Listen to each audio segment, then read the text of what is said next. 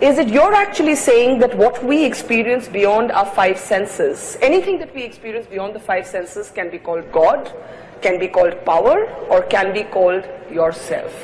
So if God doesn't necessarily exist, why do we need gurus? Why do we need Sadhguru?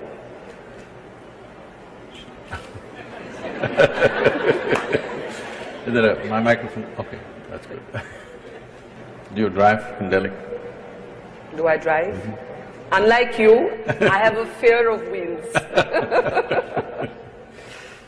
So if you drive in an unknown terrain, Yes. you use these days a GPS. Yes. Usually a strange woman will tell you, turn right. You Yes. turn right. She says, turn left. You say, turn left. She says, make a U-turn. You make a U-turn. Why? Simply because you're not familiar with the terrain. When you're in an unfamiliar terrain, it is sensible to take instructions. So, are you saying gurus are the new GPS? Not new.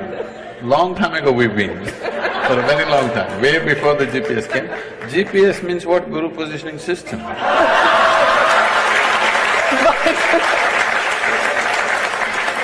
But I have to say that while I don't drive, I've often sat in a car and heard that girl's voice on Google Maps. And often Google Maps does not give you the right advice. You can change it to your man's voice if you wish.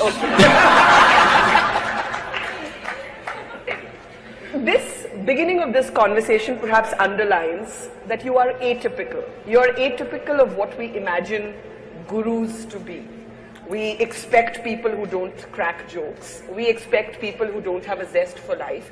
Somehow all of our spirituality has traditionally been centered around giving up, around abstinence of some kind, abstaining from pleasures, from denying creature comforts. Why do you believe that the material can coexist with the spiritual? It's not that I believe, it's only because you have a body, which is your physicality. You have a life within. If you did not have a body, if you're disembodied, I'm not going to talk to you. Yes. Because with disembodied beings, you don't have conversations, okay? I know people… People do talk to ghosts. People are trying to do that these days. Yes. Because they're not in talking terms with the living,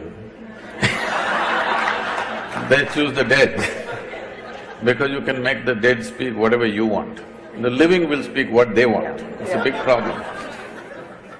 It's a very serious problem in a conversation, because I will say what I want to say. But if I was dead, you can make me say whatever you want to say. But because you can do both sides of the conversation. But if your philosophy, or you hate the word philosophy, I know, if your technology of inner engineering, and we'll talk more about that in just a moment, is available to all of us to, in a sense, find strength within ourselves, Sadhguru, then does that mean that the atheist and the agnostic and the skeptic can also embrace spirituality? Is inner engineering only for those who believe, or is it for anyone who asks questions? The previous question is a loaded one, still not answered fully. Yes, I know, I haven't given up on it yet. Coming to this, see, you're putting atheists and agnostics and skeptics together. It's a wrong classification. Atheists and thieves are together, they're one kind. Because they both have certainty. Both believe something that they do not know. Both are not sincere enough to admit that they do not know. Yes. This is the biggest problem. The biggest problem in the world is people are still not straight enough to come to a place, what I know, what I do not know, I do not know. Because they have not realized the immensity of I do not know. I do not know is the basis of longing to know and seeking to know and the possibility of knowing. The moment you destroy I do not know, you destroyed all possibilities of knowing. So this is atheism and this is theism. They're not different. They're in the same boat, they pretend to be different. One believes positively, another believes negatively. but they both believe something that they do not know. One person, a well-known person in the country who goes about claiming he's an atheist all the time, one day comes up to me, somebody just introduces me first time. I say, Namaste. He says, do you know I believe there is no God? I said, I don't even believe that. Do you mean Javed Akhtar? I'm not… No, that was a good imitation, so I guess it wasn't difficult. I'm not taking names, I'm saying, the thing is, you also believe something, you don't seem to understand that. Yes. The most important thing is to come to this place of being utterly straight and sincere with life.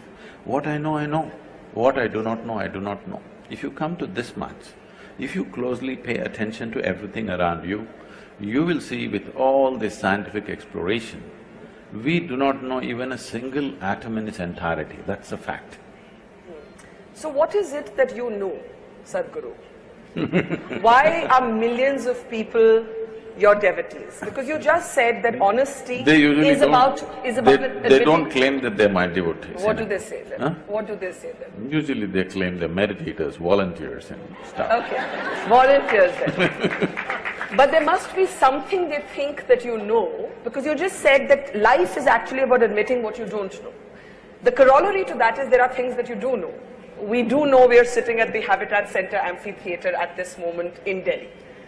That we know. What beyond this, Sadhguru, do you know and what do you not know?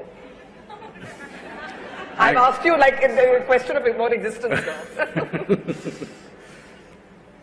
What do I know? I don't know anything except this one. I know this piece of life from its origin to its ultimate. Everything that I need to know about this life, I know. And I see every other life is actually the same thing if you look deep enough. So in that context, because today modern science is coming to this, there is a theory which is evolving, which is called as constructional theory.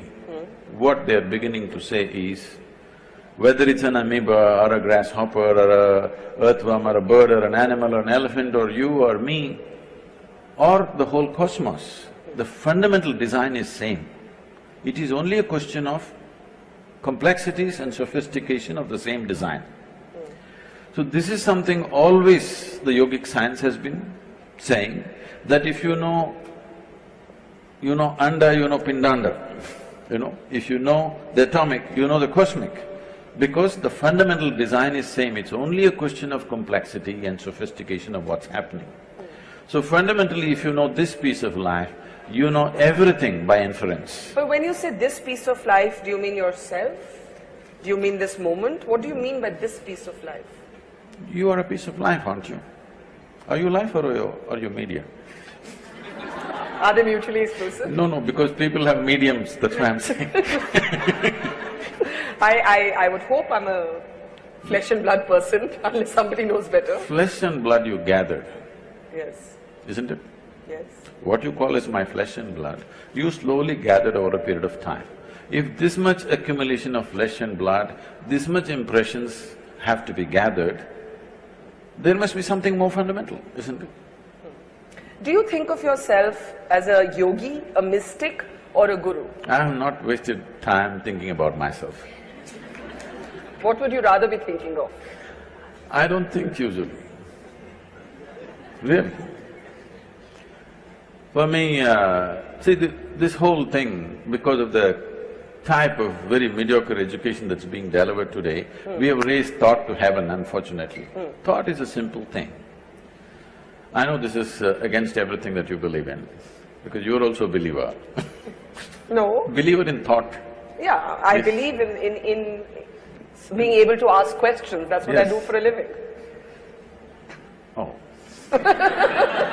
So I must believe that it is possible to ask questions. You ask questions for a living, my life is full of questions. Now the thing is, what you call as thought is coming from the limited data that you have gathered from the experience of your life. Every person is the same thing. How much ever we have gathered, it's still too small compared to the size of this cosmos and the way the phenomena of life is happening. From this limited data, you can recycle things and generate thought. Or in other words, nothing new ever happens. Same permutations and combinations of the same thing will go on forever. The essence of what we're teaching in the name of engineering is to engineer yourself in such a way, every moment of your life is a new possibility. If it has to become a new possibility, what is needed is perception. When I say perception, people think opinions. No, I'm talking about perception, as you see here, similarly enhancing your perception so that you perceive life.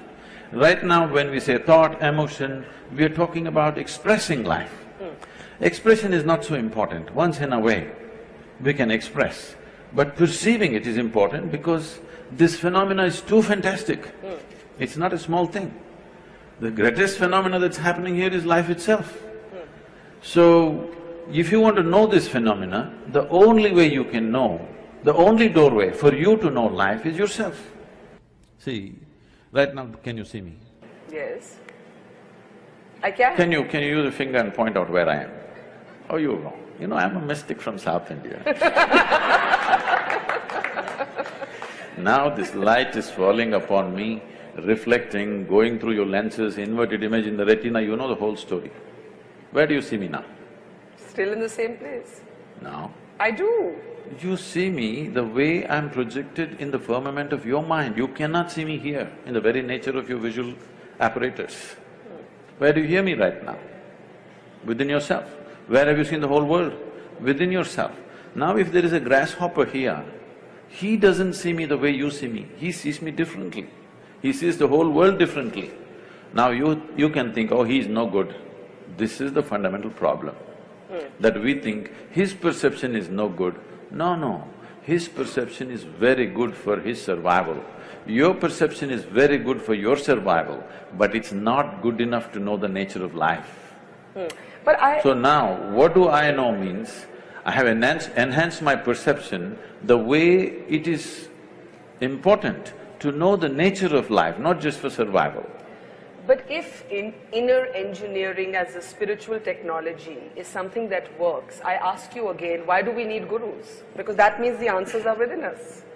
You're speaking so much language. Did you learn A, B, C, D, all those things? I think so. Do you remember when you were 4 years of age, that damn A, how complicated it was? Yes. There's 2 versions to it. You had to write it 100 times to get the damn A. Today you can close your eyes and write. So it doesn't matter how simple something is, without a certain guidance, could you have picked up ABC, I'm asking? No. Similarly, when something new you have to approach, if you don't have the right kind of guidance, you won't pick it up. Tell us a little bit about yourself. Your story is well chronicled, but what is of interest to people is that you started off as… I haven't read that book, I know, I hope she's written nice things about it. She's written a very brilliant… Arundhati Subramaniam has written a very brilliant book. No, she's brilliant, but what's she written about me? One of the things that she has said is that you give great space for dissent. You like a good argument. That you're not one of those dictatorial gurus. I don't know where is a dictatorial guru. I think most people have not met a guru, they've just seen calendar images and made conclusions. I don't think they've met any genuine guru. There are a whole lot of people who should have been temple priests who are good entrepreneurs and they've become gurus today. That's different, okay? Temple priests No, I'm who saying… have become good entrepreneurs. No, I'm saying… It's just another way of saying they're charlatans. That's a strong word. Maybe that's enterprise. I'm not an enterprise. So because I'm not an enterprise, I want everybody to ask whatever the damn question they have. It doesn't matter how ridiculous or how intelligent, how nonsensical it is, it doesn't matter. If the question means something to you, it means something to me. It doesn't matter how brilliant it is, if it doesn't mean anything to you, I'm not willing to listen to it. But you're saying that many people who are positioning themselves as gurus are really only elevating themselves and fooling people. I've Yeah, I didn't say okay, that. I'm saying that. I'm saying the thing is, there is a vacuum, somebody is trying to fill it. Yes, and Sadhguru, you have Are been… they qualified to be that? questionable thing. But a very genuine concern, and you have been on some of my television programs where we have spoken about this, is whether God men are often con men. And how does this lady here know the difference between who's a God man and who's a con man, and is a human being capable of being a God man? Do you think of yourself as a God man?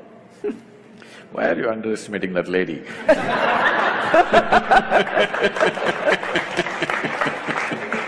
Okay, let it be my question. How do I spot the difference between a godman and a conman if I don't even believe that humans can be godly?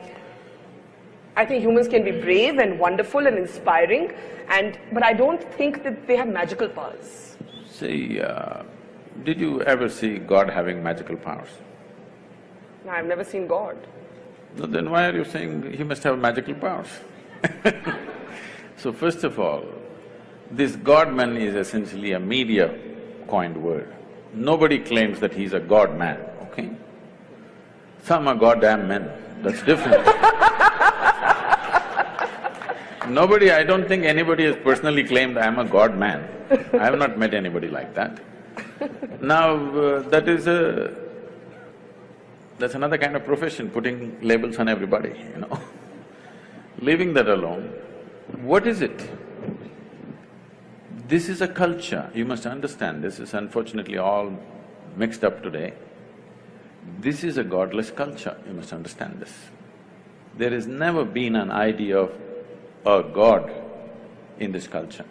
Only in competition with what came from outside, because we saw they could rule us, they were dominant, and we thought we have to imitate their ways, we also started making it up to some extent, not successfully though. Yes, but we know the technology of God-making. When I say technology, we're using the English word God, but that word doesn't exist in India. Here we call them devas. What a deva means is, see, today media is projecting Tendulkar as a cricketing god. It's very appropriate to this culture, because if somebody excels beyond a certain level in any field, he may be a sports person, he may be a warrior, he may be an artist, he may be anything. If he excels beyond what normally average human beings think is possible for them, he goes, they recognize him as a deva and he is worth looking up to because he becomes a guiding light for them. That'll anyway happen, whether you like it, you believe it, you don't believe it, in every field, somebody rises, he becomes the light for the rest of the people. Yes. So similarly in the inner spaces, when I say the inner spaces, the quality of your life is not determined by what kind of house you live in, what clothes you wear, what car you parked outside, what things jing-bang happening around you, no. This moment, how joyful, peaceful, blissed out you are within yourself. Now if I sit here, we are sitting here in the same space, breathing the same air, probably we ate the same kind of food. I don't know what you eat. But if I sit here now with my eyes closed, the way I am within myself, I will not exchange this for anything in the universe. Now, when people see, no matter… the number of things I'm managing is insane. Everybody thinks, Sadhguru, is it possible? You must go crazy someday. All volunteers, over 3 million volunteers, enterprises, businesses, okay, projects, mega projects on the street, all kinds of activity going on around the globe. If anybody has to go nuts, it's me, okay? Because all run by volunteers. Run by volunteers means nobody is trained for the job. And you can't fire them for inefficiency because they're volunteers, all right? And anytime, they come in anytime and do great things, anytime they'll walk away, all right? And nothing should collapse. Till now, I must tell you this, as we are sitting here, this day, probably little over 300 and odd programs, engineering programs are happening in the world. Never in the last 33 years, one program has been abandoned or has failed.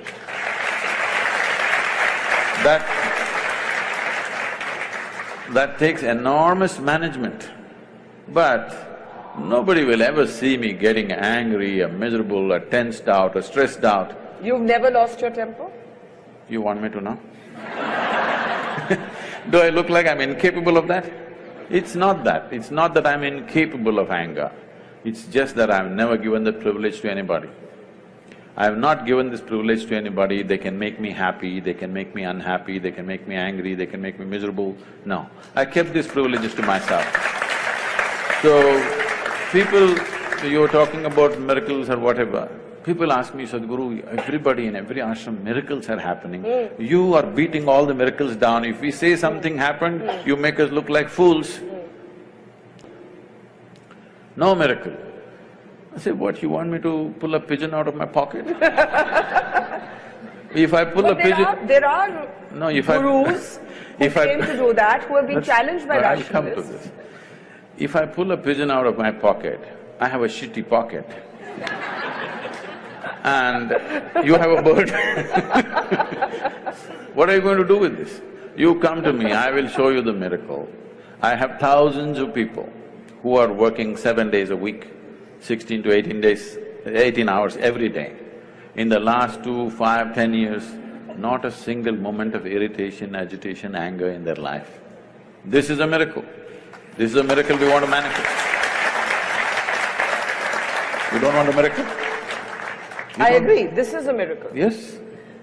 And not that pigeon. Do you have a pigeon in your pocket? I told you, I don't like a shitty pocket. Now, you were 13, in Arundhati's book I read that you were 13 when you first quite accidentally discovered yoga. You were children playing at the bottom of a well. That's what the book says. Tell us, how did you discover yoga? Oh. I told that because that's how it happened to me. I said that to her, I don't know how she's written, I have not read it. I said that to her because I want people to understand the nature of the universe is, even if you do for the wrong reasons, you do the right thing, still it works. If you do the wrong thing, even for the right reasons, it still doesn't work. People need to understand this, because the whole world has invested on goodness. The goddamn goodness is killing the world. There are too many good people, and these good people are the biggest problem. It's always a good Indian who wants to fight a good Pakistani, good Hindu wants to fight a good Muslim, good American wants to fight with just about anybody, you know. The more good you are, the more fighting you are. The more good you think you are, because goodness is always in comparison. Don't forget the good journalists who promote these fighting every day on channels. Because your goodness comes by comparing yourself to somebody. If you were alone on this planet, you wouldn't know whether you're good or bad. What we need on this planet is sensible human beings. Little more sense we could do with, isn't it, for sure, in every aspect of life. Engineering essentially means you could have built this structure whichever way you want, but you will have to keep looking up when it's going to crash on your head. Engineering means you put it up in a sensible manner, the way it stays, without anxiety about it. Similarly, inner engineering means you engineer yourself in such a way, you can go through the process of life without being anxious about your suffering. What will happen to me? There's no such thing because you engineer yourself well. Whatever the hell happens around you, within yourself, you are the same thing. So every time I launch one mega project, you'll say, Sadhguru, if it doesn't work, if it doesn't work, what? If it doesn't work, what? If everything that I'm doing, if nothing works, I will still die blissfully. This is guaranteed. I want to make sure it's guaranteed for every human being so that they can live their life without the fear of suffering. Right now, instead of seeing how suffering should go, people are busy romanticizing suffering. The moment you romanticize suffering, it's very clear, you are not interested in human well-being. You like drama. You've often spoke about how economic leaders are going to be the future of the world. You've been interacting with CEOs. It's rare to find a spiritual guru who's also quite openly capitalistic. Are you a capitalist? What is that? Who believes that wealth creation is for the greater good of people and societies. See, a whole lot of people are attached to poverty right now, because without poor people, without hungry people, they cannot survive. I'm not one of those. I want to see that 600 million people in this country are postponing their dinner tonight. but we are postponing major decisions on the parliament every day. All right? I'm not a part of that. I want things to happen because I know what it means to postpone a dinner. I don't want that to happen to people. Children are postponing their dinner tonight. Probably 100 million children in this country have postponed their dinner to tomorrow, and that's not a joke. So, these jokers who identify themselves with this or that are going on playing their joke on the people every day. So, capitalism is an ancient word, it no more exists. We are talking about a market economy. When only a few families had access to capital, it was capitalism. It is no more capitalism. And if you have a good idea and you know how to execute it, there is capital for everyone, all right? So, we have tried communism. It's a wonderful idea, but that must happen willingly. If you enforce it, it's the ugliest thing. We have seen it, we have seen a major demo on the planet, most ugly things happen, you try to enforce it. Karl Marx might have known a lot about economy. When I was 15, I was all gung-ho about Engels and Karl Marx and stuff. But he did not understand human nature. I realized that when I was 13, 14, I was all fired up, reading up all the communist literature from Russia. But by the time I was 16, I realized these people don't understand what is human aspiration. Without understanding what's human aspiration, you try to build a society, you try to build a nation, it's a disaster, okay, cruel disaster. But maybe it will work when really a country or a society is in total dumps. You have to force it out. When you have to force it out, it works. But after that it won't work. In a way, if you come to the ashram, nearly 4,000 people are living in the ashram, well, you can say it's communist, but by willingness, it's not by, okay, I did so much, so I get so much, no. Everybody gets what they need. So this is not enforced, this is by choice. If by choice you're willing to share, how fantastic it is. But I have nothing, you have something, I want you to share, how ugly it is. What is it with Sadhguru and motorcycles? These days I'm on 4 wheels. But you haven't given up your love for bikes, or have you? It's just that when I started, trekking in the jungles when I was 10, 11, I would be gone. If I had 10 rupees in my pocket, I would organize my food and I'm gone with this little note in the house. I can imagine my parents, I always wished I shouldn't have a boy, ever. Girls can run away too on bikes. They run later. They don't run at 10, 11, okay? And they're on a pillion, they're usually pillion. And if they find a good rider, no problem. I'm saying, the thing was, it's not about the motorcycle or this or that, it is just that I was a cloud of million questions all the time. And wherever I looked, nobody had a sensible answer. Everybody has standard answers that they've heard from somewhere. Nobody has a genuine experiential answer. So, there's a restlessness to explore just about anything. When I was 10, 11 years of age, I would be gone into the forest for 3, 4 days. Once food ran out and I couldn't survive there, I would come back.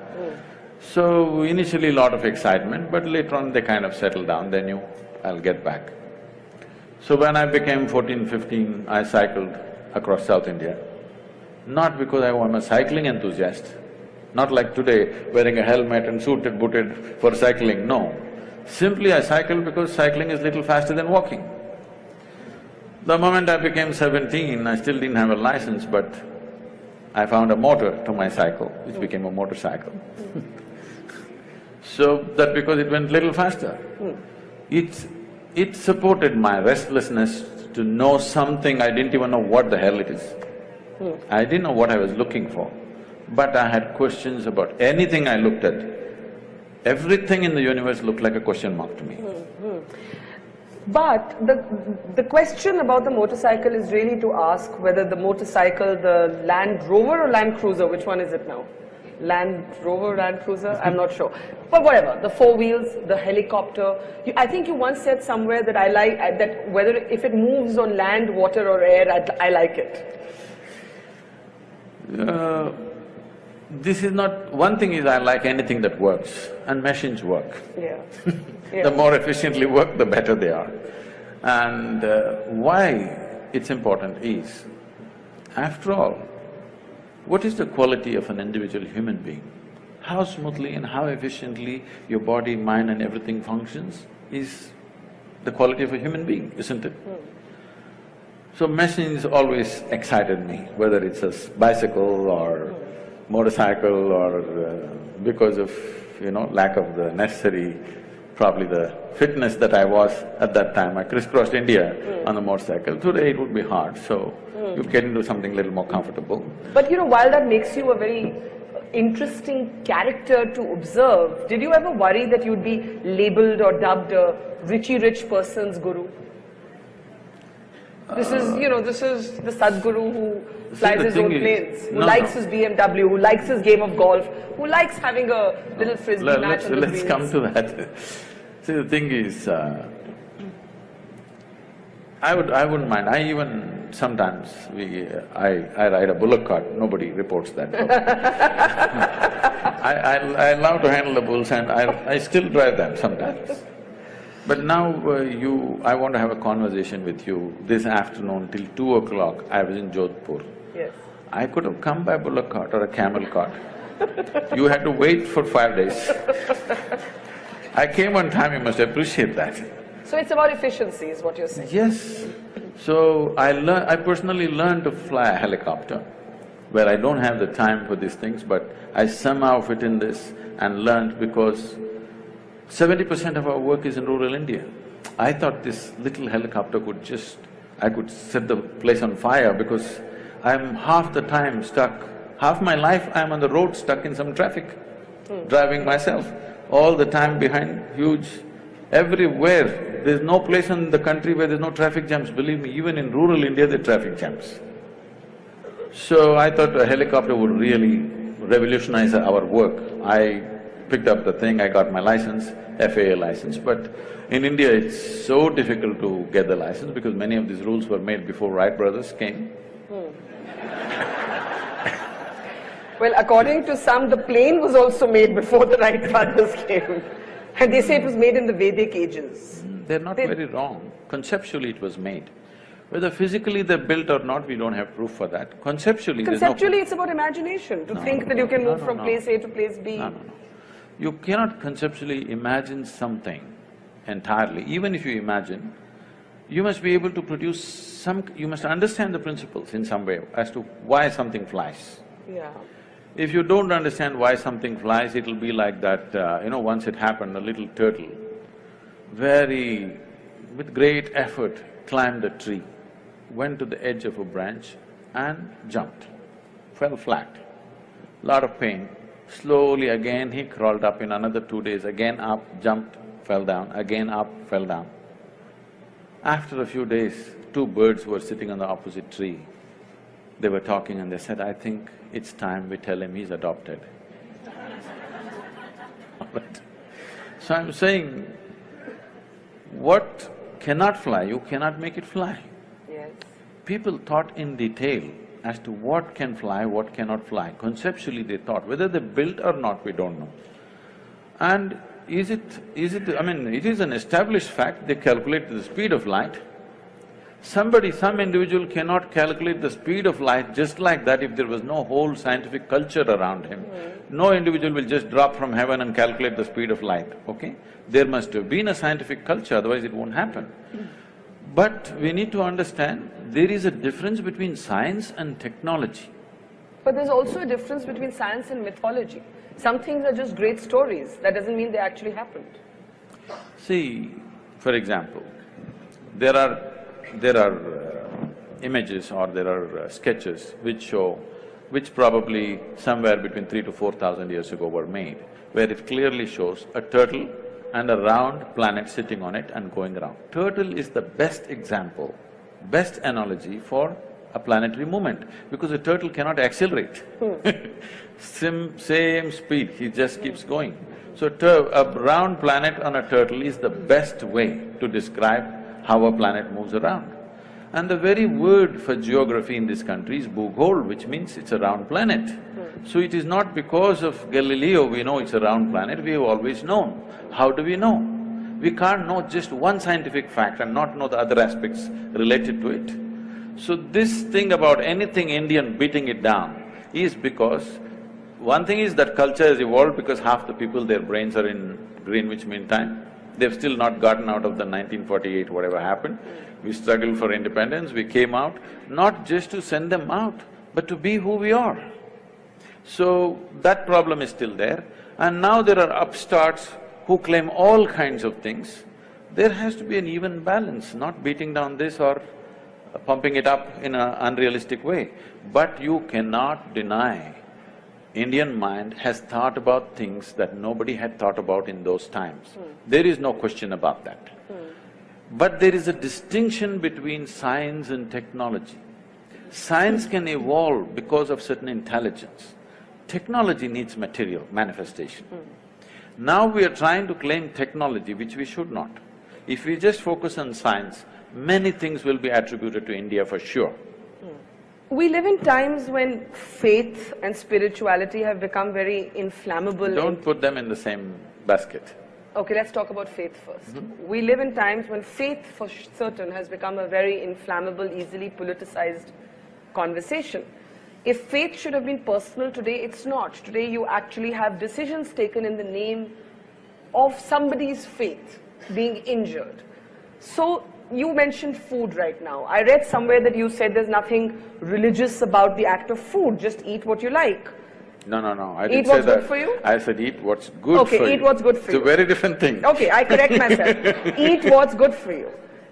But today we have a highly politicized conversation around banning beef in the name of faith. It's definitely not good for you to eat it. Beef or any meat? I'll come to that. Okay, so I'm offering that as one example of how I see a politicized conversation taking place around faith. How do you reconcile the faith of a large number of people with questions of individual liberty? I know I have read that you like books written by Salman Rushdie. We were the first country to ban him, again in the name of faith. How do we reconcile faith with individual liberty? See, it's always been said, faith moves mountains. Yes, but it freezes your mind. But the greatest crime you can do on this planet is to move a mountain. You should not move a mountain, it should be where it is. It is not just dropped from somewhere, it's grown because of various forces functioning in a particular way. Phenomenal activity has happened to build a mountain. You should never move a mountain. But people with frozen minds always want to move a mountain. Okay, having said that, when we say faith, it's an import for this culture. We have never had faith in this culture. You must look back little beyond 1,000 years since we've been under occupation. Here we have been told always, your life is your karma. Karma means action. Whose action? Your action. So what we are saying is, your life is entirely your making. There is no someone sitting up there and managing this for you. This is entirely yours. But for every action that you perform, whether physical, mental, emotional, energy-wise, whatever kind of action you perform, there is bound to be a consequence. If you're ready for the consequence, do whatever. If you're going to cry about the consequence, control the action right now. Based on this, now you came to food. See, the food consumption has been looked at very carefully in this country. If you just bring this back, the world will be healthy, do you understand? Here we have identified different type of people, what they should eat. If you're doing menial jobs, how you should eat. If you're doing trading, how you should eat. If you're into spiritual process, how you should eat. If you're into education, how you should eat. Why this is each person needs a different type of building of the body. You want to run 100 meters next to Mr. Bolt, what kind of food you should eat? You just want to work in Delhi, what kind of food you should eat. You want to think in a certain way, what kind of food you should eat. For all these, we have very clear prescriptions. Now, when it comes to food, what it means is, we are taking another life, whatever that is, it may be plant life, animal life, whatever. You're taking another life, ingesting it, and you have to make it your life. That's the whole thing. What is your life, what is that life, if you look at it? All life on this planet is coming from the earth. This body is also the same soil, this is also same soil. If there is an earthworm, that is also same soil. But see how it has become, how this has become, how that has become. If I give you… You like a mango or a banana? Mango. Mango. I know, you're ruling the state right now. Now, if you eat a mango, this mango becomes a woman in you. If I eat a mango, the same mango becomes a man in me. If a cow eats a mango, the same mango becomes a cow in the cow. Why is this happening? There is a certain information or software in you. Whatever you eat, it transforms it into a woman.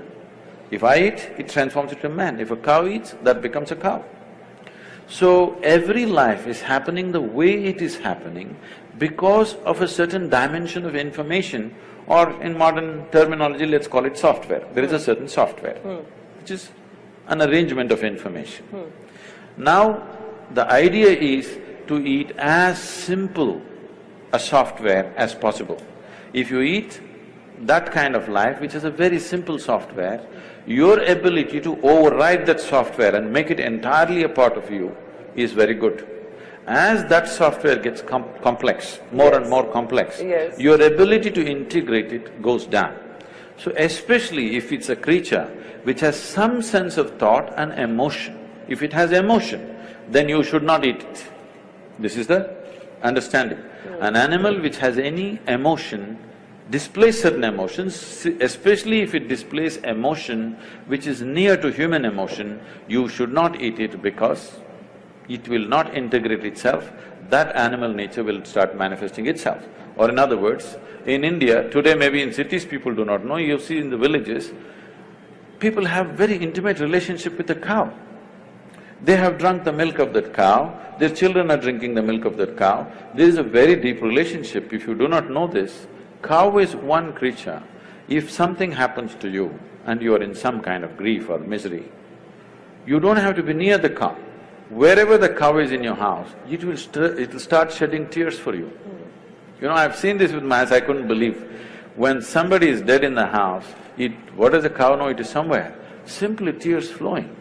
So when it has such deep emotions, if you kill it, it's like killing a human being, it's murder or it's cannibalism. So because of that, this is not a faith thing, this is not a religious thing. We thought this is a fundamental sense. Why, when we are hungry, why can't I cut you up and eat you? What's wrong?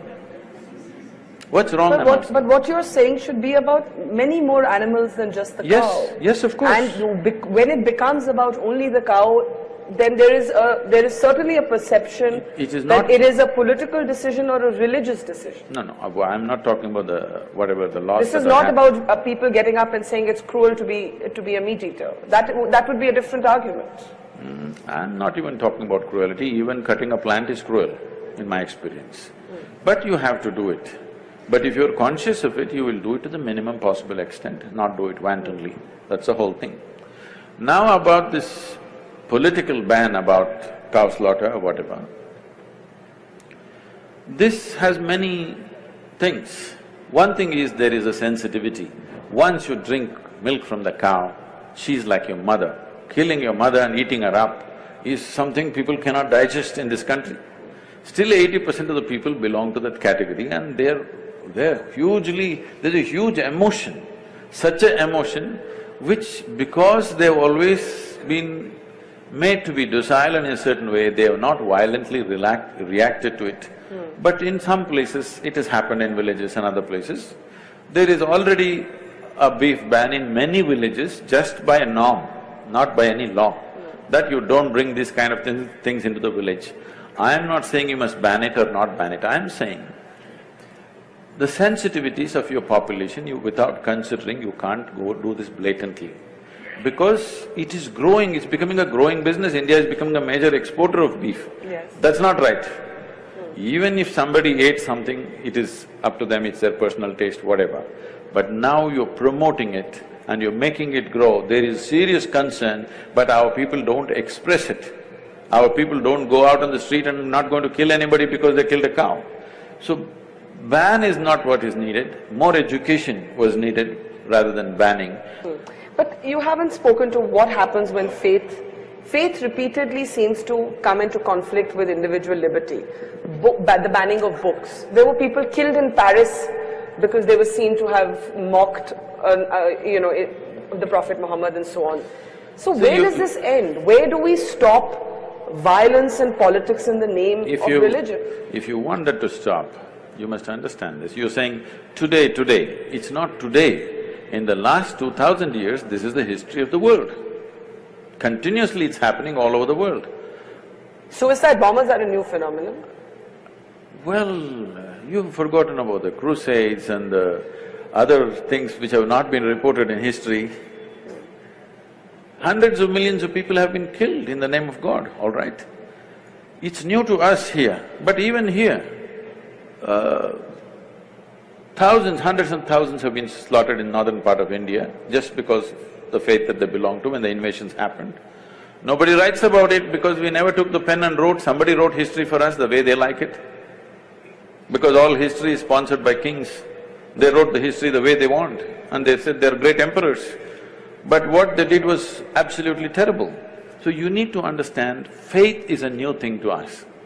When I say new, in this country which has 15,000 years of history behind us, 1,000 years is new for us. We've still not come to terms with it, we're still struggling with it. But struggling within ourselves, not creating a struggle on the street, because that's not our nature, because here always we've been drilled into us, whatever you do, there'll be a consequence for you. Even if you come back another life, it won't leave you, it'll come back to you.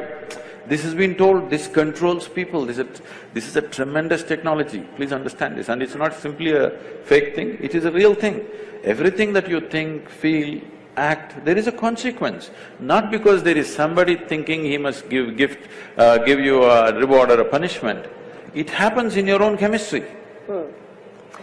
How do we keep faith, which you say is new to us, separate from politics?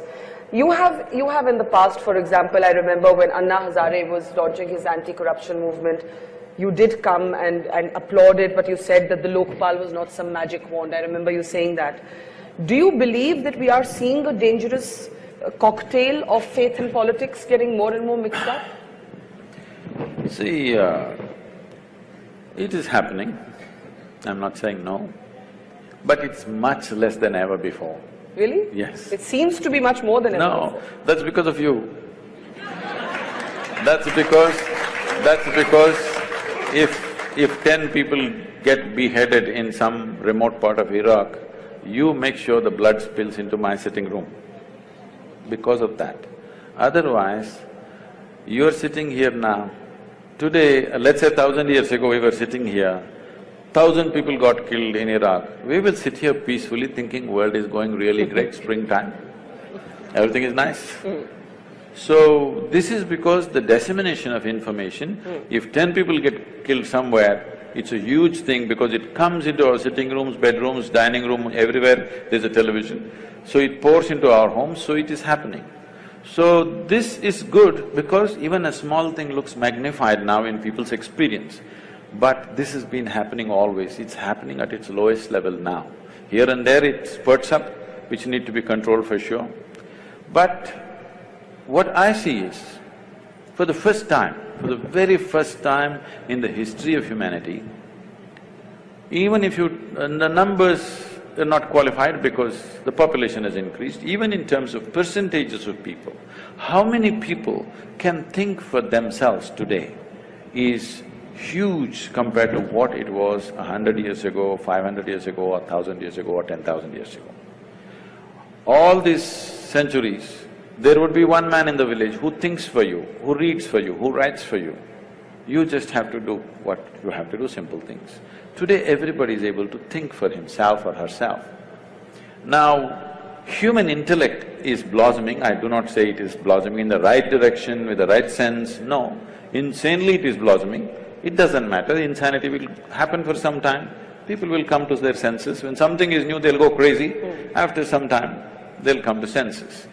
Once human intellect blossoms sufficiently on the planet, then this looking upward for well-being will not make sense, believe me.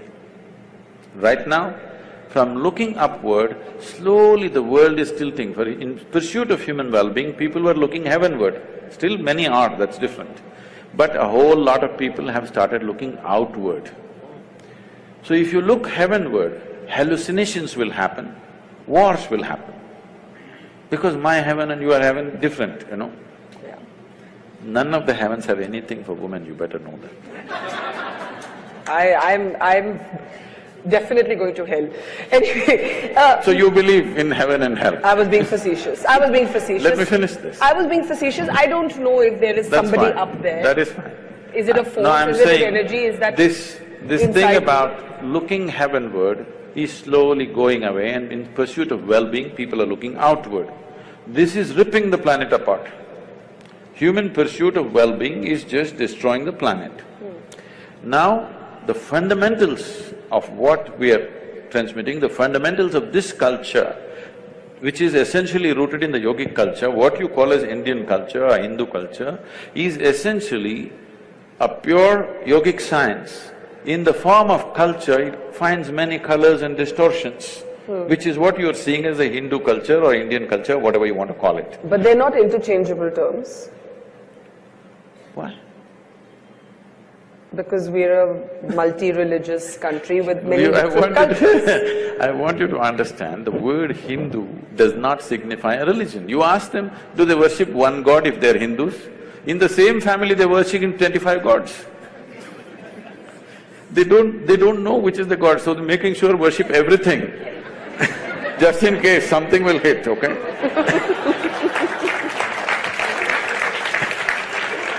Now, the word Hindu means the land between Himalayas and Indus-Sagara. This land, this subcontinent is Hindu. All people who are born here are considered Hindu because it's a geographical identity. I know there's a whole political issue, if I speak like this, they say, oh, he's Hindu. No, I mean, people will tell you you're echoing the RSS chief. I don't know what he said, I'm not… He said all Indians are Hindus, and there was a huge political outcry over that. Okay, all Indians live between Himalayas and Indian Ocean. That's okay. Those who want to jump into the ocean… If you live… see, this is a dialectical culture, it expresses things in a certain way. Between Himalayas and Indian Ocean, if you live, you are a Hindu. If you jump into the ocean and cross, you are a Lanka. So, I don't know what is the struggle about this. This is because there is such a narrow understanding of this. This is the debate we have to change in the country. Because somebody has absolute belief systems, we are trying to compare that to a culture where there is no such thing as belief. We have not ever been believers, we've always been seekers. This is a land where the highest value has never been God, always liberation, mukti. Freedom is the highest goal, God has never been the highest goal. So, you put this in the same box as something which just believes this is it or you're dead. Unfortunate. That's not the way to look at it. This is what we have to bring back. If we really value human freedom, you must bring back this seeking for liberation. I want to be free, not just from others, but from myself and my God and my heaven and everything. Because God has never been the goal in this culture. God is just another tool. When I use the word tool for a God, people get very hurt. They say, Sadhguru, don't say that, it hurts us. So that's okay. You come to the ashram, I'll give you some plumbing job, all right? That'll hurt more. No. No spanner, no winch, nothing. Use your fingers, nails, teeth, whatever. 3 days later, nails will be gone, half the teeth will be gone. Then I will give you a spanner. Will you worship the spanner or no? We are who we are. As human beings, we are who we are only because of our ability to use a tool. Otherwise, you're not even good as a dog. You can't even fight a dog, isn't it? So you're against organized religion? Quite clearly, if God is just a tool and faith is not the same as spirituality… I'm not saying I'm against this or that. All I'm saying is, I want human beings to come to this much. If you know something, you know it. If you don't know something, you don't know it. Everything that you do not know, you believe. This is a dangerous thing. Now, the fight on the planet is not between good and evil, this and that, no. One man's belief versus another man's belief. I'm saying, why the hell do you believe anything? Because you're essentially not straight enough to admit, I really don't know. I don't know people can't fight. I don't know, you don't know, can we fight? I know is a fight. I do not know is never a fight. I do not know is a way of seeking. If we do not establish this seeking in every human being, that every human being is longing to know, whether outside or inside, whatever, you are… because this is the nature of human intelligence, it can't sit quiet. It can only sit quiet if you freeze it with belief system. If you seal it with belief system, it can sit quiet. Otherwise, the very nature of this intelligence is it wants to know. Okay, we're almost at the end, so I think I'm going to take a few questions, just 2-3 minutes of questions. Seeing lots of hands go up. The lady behind you, yes, please. Sadhguru, in one of your videos, you say that the problem with the world is that most people lack the intensity. Oh? Most people lack the necessary intensity. And then you say the way is dhyana. So intensity is more associated to fierceness in personality, and dhyana is more associated to calmness. So they are somehow counterintuitive. Can you elaborate a little?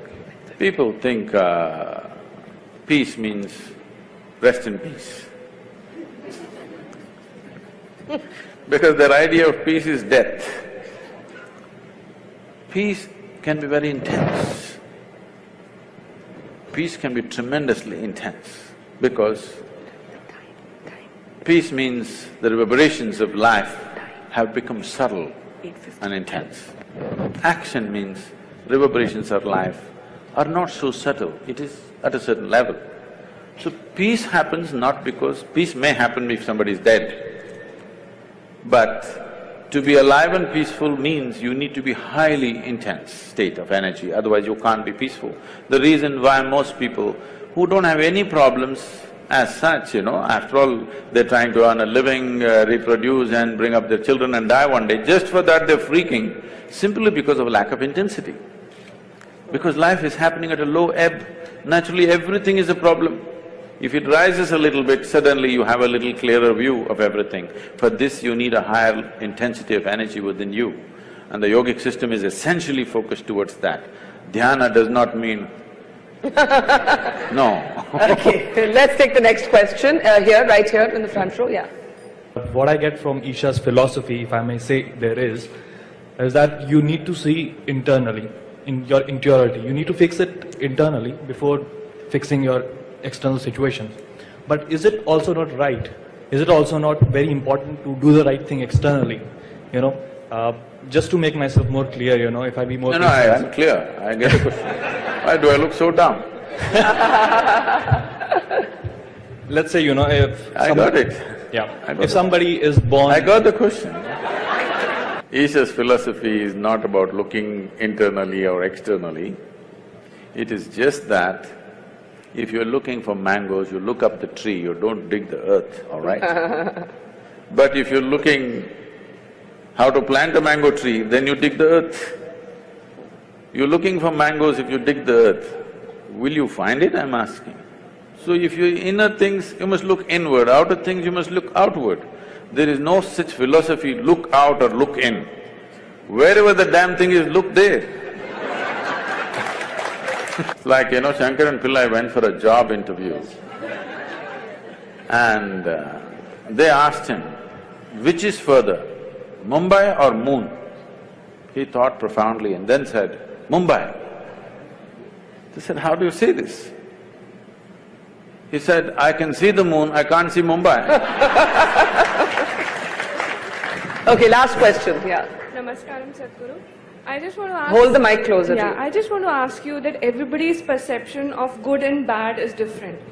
And what do you think if we start manifesting our own good and bad, what will be the state of the society? Maybe you won't have power tonight. I think I already made this clear. The biggest problem with the world is there are too many good people, not enough sensible people. Yeah. Sense is life-specific, okay? Goodness need not be life-oriented. Goodness may be going to heaven. And the moment I want you to understand this dangerous concept, people don't address this. The moment you believe, suppose I believe there is heaven and it's a beautiful place and you can live in the company of gods, should I send you there today or no? If I really care for you, I'm saying. Yes? If I really care for you and if I believe there's a great place, should I send you there or not? This is a dangerous thing, you understand? If you stretch it to its logical end, it's a really dangerous thing. The moment I believe there is a fantastic place up there, I really love you and I want you to go there, you know. Yes. Okay, let me just end by asking you something that we haven't spoken about, and then I'll hand it over to Chiki. You said you love machines. I didn't say I love them. Okay, you like machines, or they're useful. They work. Have our lives been overtaken by gadgets? Not mine. No? Definitely not. I use all the gadgets, but they don't overtake me. These are fantastic things in our life. Things… See, in every way, compared to how a human being was, let's say 100 years ago, you're almost superhuman. 100 years ago, if I could just pick up something from my pocket and talk to somebody in America right now, I would be superhuman. Why superhuman? If I said I'm God, people would have believed me. 100 years ago, 500 years ago, if I just had a light bulb, I would have become God on this planet. I want you to know. Look at the things we have today. We are really superhuman. Once this kind of capability has come to us, little more sense has to rise, little more awareness and consciousness has to arise. If this doesn't happen, this capability will turn against us. This is what you're saying. Now gadgets are freaking people. Why? It's a simple thing. If you want to use it, you can use it or you can keep it aside. Because you're in a compulsive state, if you start using a cell phone, you can't stop it. Even in your sleep, you're texting. See, the boy he's not with me, he's looking at me in the screen. Now, this is the same thing. If food is good, if you start eating, you don't know when to stop. If you start drinking, you don't know when to stop. If you start doing something, you don't know when to stop. The same thing. It is not about the gadget, it is not about the food, it is just that there is not enough consciousness, there is compulsiveness. Everything is happening compulsively. Instead of addressing the root, you're trying to kill the gadget. Gadget is a fantastic thing. Every damn gadget has enhanced our life in a huge way, isn't it? Don't curse the gadgets. It is just that compulsiveness has to go.